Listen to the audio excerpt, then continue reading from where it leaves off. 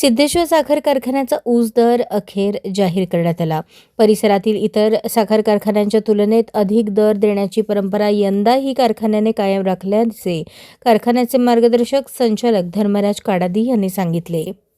सिद्धेश्वर सहकारी साखर कारखान्याने 2025-26 या गाळप हंगामासाठी प्रति मेट्रिक टन 3001 रुपया दर निश्चित केला आहे. परिसरातील इतर साखर कारखान्यांच्या तुलनेत अधिक दर देण्याची परंपरा यंदाही कारखान्याने कायम राखल्याचे कारखान्याचे मार्गदर्शक संचालक धर्मराज काडादी यांनी सांगितले.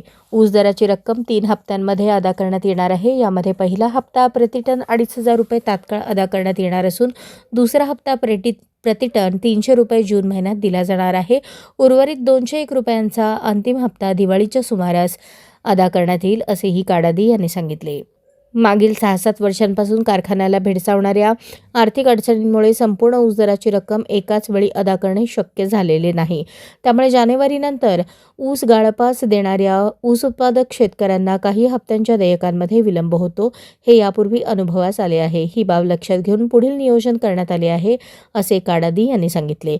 सिद्धेश्वर सहकारी साखर कारखान्याचे व्यवस्थापन सर्व भागधारक, सभासद व ऊस उत्पादक शेतकऱ्यांना ठामपणे आश्वासित करतो की जाहीर केलेले सर्व हप्ते निश्चित कालमर्यादेत अदा करण्यात येतील असे सिद्धेश्वर सहकारी साखर कारखान्याचे संचालक धर्मराज काडादी यांनी सांगितले.